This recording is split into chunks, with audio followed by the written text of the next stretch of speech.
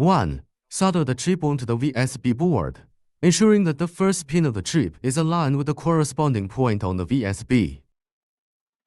2. Connect the power supply and hook up the speaker to either the PWM or DAC interface. Press the button to test the sound. 3. For autonomous voice burning and updating, place the bin file into the USB voice downloader.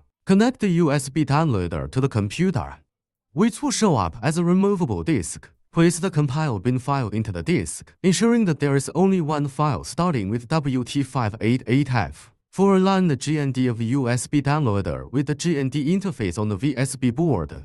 Press the button to start burning. A flashing blue light indicates that downloading is in progress. A yellow light indicates a download failure, and a green light indicates that the download is complete. After downloading is finished, remove the downloader and press the button to test the audio.